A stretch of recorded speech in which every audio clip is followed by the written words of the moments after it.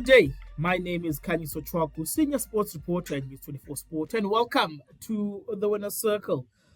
The World Cup cycle has come full circle from 2019 to 2023 with the disruption of COVID-19. However, that has allowed France to host the tournament for the second time after their successful 2007 staging that saw South Africa win their second title. It also saw Australia exit controversially in the quarterfinal stages at the hands of England, which brings us to our guest, a legendary Australian, that is David Campese, someone who's no stranger to South African rugby. So first and foremost, let's introduce Mr. Campese. David, I hope all is well on your side. Well, thank you. Fill us into the era that you played in. You had the likes of Nick Farr-Jones, Tim Horan, Michael Lynagh, even to stretch it up to the Ella brothers. Just walk us through that period and how it was for you and how joyous that particular period was in terms of also how it shaped your rugby life. I think I was very fortunate to come in the time I did. Rugby was still sort of, the Wallabies have been around for a long time, but rugby was sort of starting to build a bit of momentum. And I think that was to the acknowledgement of Bob Dwyer and then Alan Jones.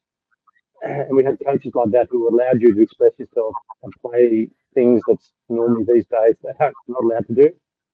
And I think that the important factor for us was that when you've got four football coaches in Australia, you need to entertain people.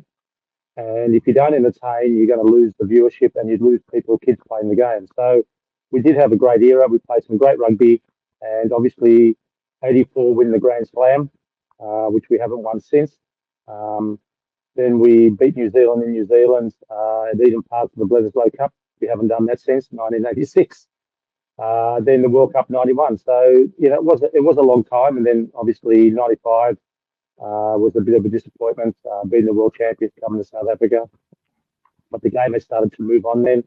And then 99. So it was a great era. And I think what sort of helped was the characters. You named a few then, but, you need characters and a bit of culture and understanding. And the coaches were the ones who allowed us to play the style that we needed to play to get people to watch. Compared to today, are you able to just compare the challenges that you guys may have faced as players then and then when you look at the professional era now, where you look at rugby, where rugby is a 9 to 5 instead of something that you just do for fun, where, as you said earlier, that you go to work, then you go to gym with your mates, then you play on a Saturday, and then you actually go back to work on the Monday, whereas now rugby is pretty much full-time livelihood. Yeah, look, it's hard because the game has changed a lot. Remember, I played the amateur era, so it was like, you go and train Tuesday, Thursday, play club rugby on the Saturday, a test match, you get together on a Wednesday afternoon, train Thursday, Friday, play Saturday, then go play club rugby.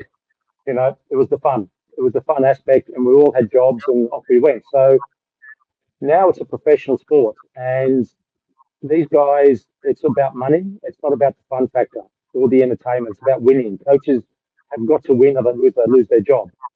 So and I think those sort of changes in mindsets changed. I think it's very important. Like, the players that I like is, Colby. He's a small guy, but geez, he can play rugby. And that's what people want to see. You've got Dupont for France, Intermac. The small guys are the ones who are creating the opportunities, and I think that's what we really need in the game. You can still be a flair player and take risk and win. There's no reason why that should not be taken away. But I think the problem is that the coaches are so under pressure. If they lose their jobs. That's why it's all about, we got statistics, we got this, we got that. I don't need anyone to tell me when I came off the field, if I played well or bad. I knew myself. You don't need to get a little document to say, well, you only ran 10 Ks this game, you should be running 12. You don't play rugby to manage what you do. It's about what you do when you get in the situations. And you had that great spirit, So I think that's where the game's changed a lot. There's a lot of structure came out of New Zealand because they're the world champions, and we're all into that structure area. Then you started to get the French to move away from what they were doing, and we're still in that zone for some reason. And, we're coming back 20 years later, we've got Eddie Jones back again. And the first thing he did when he came back was try and buy rugby league players, which didn't work in 2003. So it's like deja vu all over again. Talk us through the goose step. The goose step in particular here is called Campese, which is effectively named after you because events and things are named after people in South Africa. Like the bicycle kick is called Bebeto because the person who mastered it in front of South African fans was one Brazilian striker, Bebeto. And then the goose step will have been the goose step, but it's called Campese in South Africa because you were the first person to popularize it here. Just talk us through why it was so special for you, the goose step. Well, I think I was 8 years old and I was playing league and I did it in a game. Got the ball under I was playing rugby league, got the ball on my goal post. These two kids ran at me. I did something and scored the other end, and these two guys knocked themselves out. And I said, well, that works. So, and then I never practiced at training, never did it. I just used it in a game. So the way Yeah. I looked at playing the game was I could sidestep, I could swerve, I could kick, chase, pass, and do the goose step. So if you've got six things that the opposition got to watch, and you're playing Yes. against me, and I know you've only got one, it makes my job easier, but your job a lot harder. And it just adds something to the game. I never named it the Yeah. goose step. The journalist did that, so it was just part of having a free spirit. And again, the coach is allowing you, but it wasn't a Yeah. danger. It wasn't a thing that you could do and get in trouble with. Yes. It was just one of the attributes you can actually have. And I think the more the players these days can do different things, the more dangerous Yes, they will yes. be. Campo, you've written a book titled The Last of the Dream Sellers, from where a reviewer wrote, the Wallabies were once warriors, and Campese in full flight was its majestic cavalier. It's Prince Rupert leading the golden jersey charge. Just talk us through the book, what it meant for you, and whether it encapsulated that golden era of Australian rugby. Yeah, what happened was a political journalist, James Curran, and he wanted to write a book about my time as a player and about the Yeah, criticism, the journalism in Australia. How I was criticised when I did something wrong. Where my best rugby was always played outside Australia because there was never any pressure, and a lot of the countries wanted to see us or me play rugby the way I did in Australia. So it's all about just as a player, the things I had to go through back in the amateur era, then the professional era. I've been cancelled by Rugby Australia now, so I'm not allowed to do any sort of TV work. Can't do any sort of coaching. The podcast, like now, is the only ones I ever do in New Zealand or England and South Africa. yeah, So it's really sad because, the game, you get 15 years of your life. It's great. I know the game's different, but it's just sad that the administrators don't like what you say because you don't sort of align with what their vision is. My vision is yeah, for people to see some great rugby. We've got the players, but the coach and the administrators don't want to see that. It's all about winning, and it's very sad. But what you can do about it, I don't know. I was very yeah, fortunate to be obviously in South Africa, coaching with the Sharks for 3 4 years, and yeah. it's great to see some great mates and good style of rugby that the Sharks played back then as well. Mm. And moving now to the more serious matter at hand of the current state of Southern Hemisphere rugby, does Australasian rugby miss the presence of South Africa in particular in Super Rugby? Like, and in missing it, what are the elements that they miss in particular? Yeah, look, I agree. I mean, it's a great concept, and it's obviously we struggle in Australia. We've got five Super Rugby teams. I think it's too many. I think we should have three, and it makes a better competition. I think the Kiwis, if you look at the crowds as well, if you look at the crowds in New Zealand when Australian teams play, not many people watch. But when two New Zealand players against each other, they know it's a good game, so they go. They're full. I mean, and South African teams as well. When you've got some of the name players, you need the name players to attract crowds.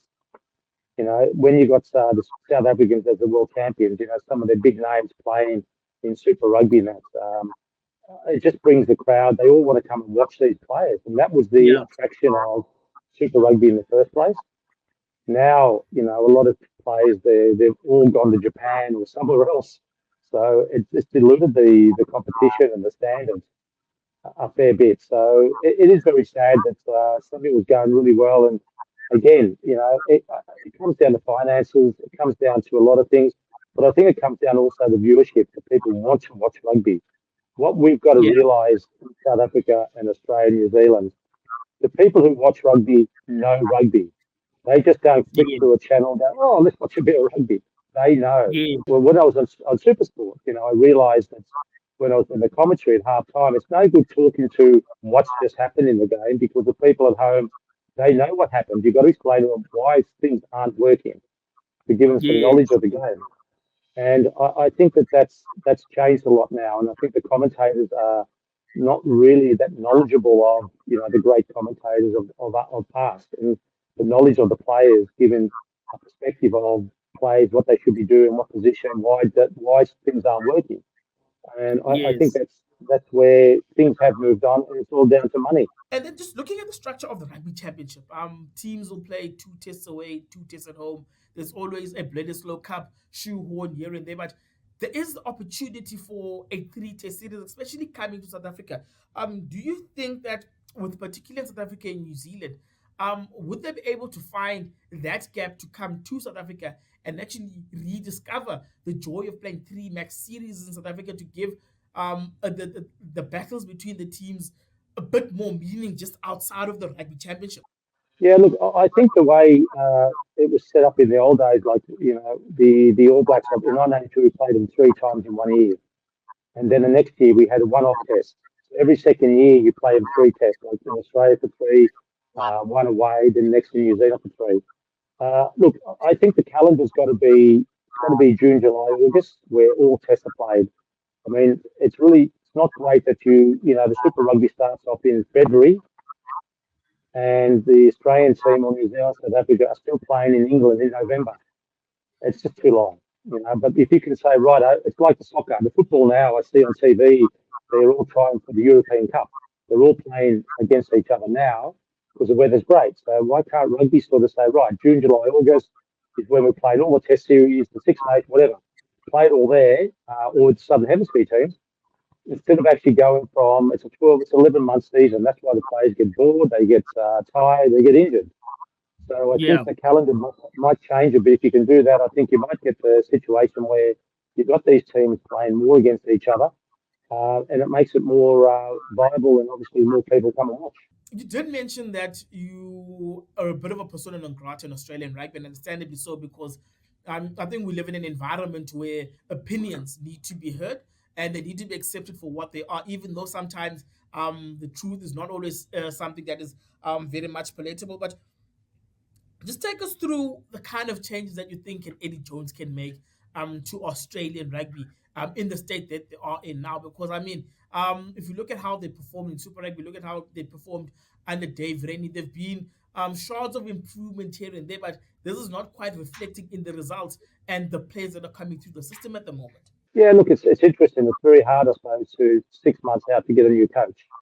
But again, it's a decision that they made, and they've got to live by that decision, win, lose, or draw. But it's very difficult when you've been playing a structured style of rugby by one coach and you get another coach who well, plays really the same. It's all about control. Yeah, It's about kicking the ball away, letting the opposition make mistakes. Eddie Jones arrived in Australia this year, and he went back to the school where the Ellas, Mark Glenn and Gary Ella played, and Eddie played with them and said, every kid should be learning how to play like the Ellas run the ball.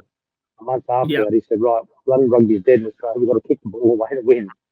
So within a short space of time, we realised, the effect of what's happened in Australian rugby over the years. yeah, And it's sad. It's hard, mate. I mean, you can actually, if Eddie Jones is successful, it's fantastic, But if you've looked, Wales have done the same.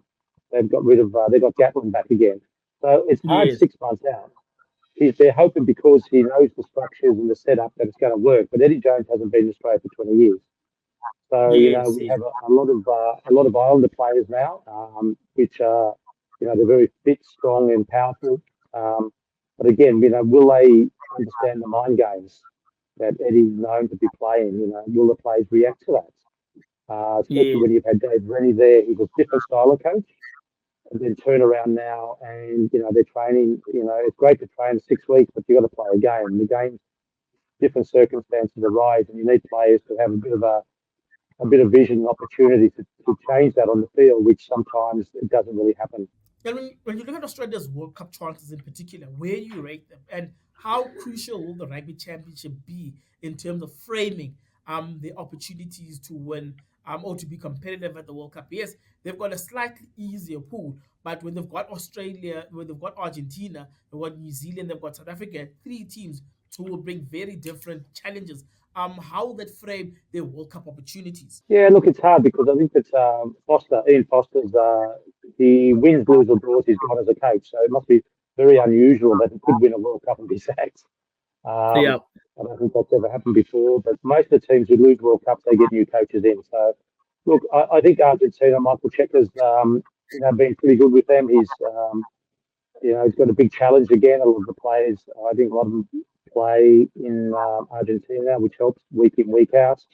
The All yeah, Blacks again. The All Blacks have got so much tradition, so much pride and culture that they'll be who they are. You never expect the All Black team to be a bad team.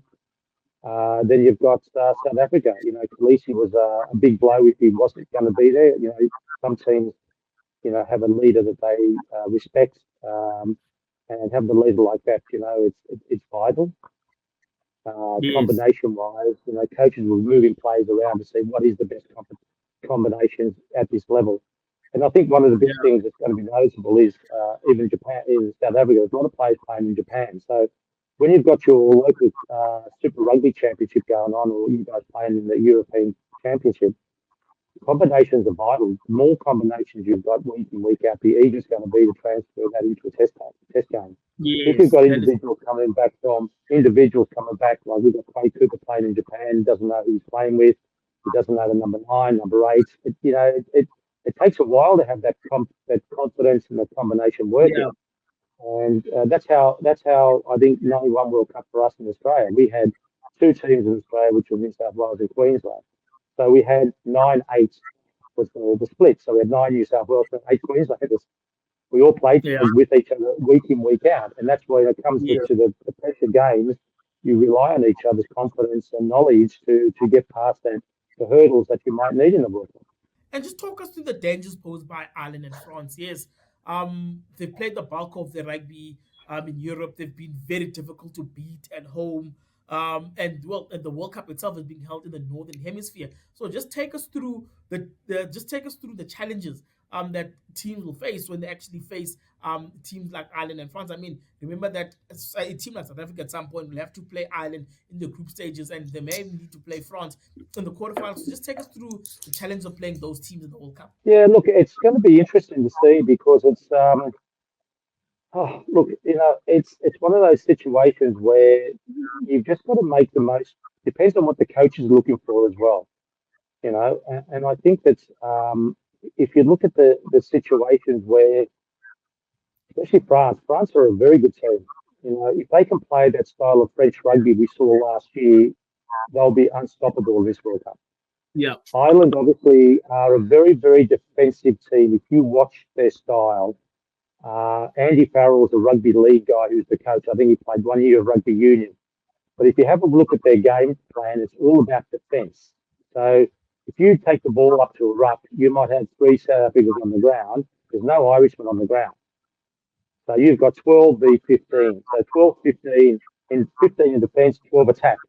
So you're outnumbered number one. So what you've got to try and do is you've got to try and keep the ball, keep them guessing what you're trying to do, and try and create space. The French can do that.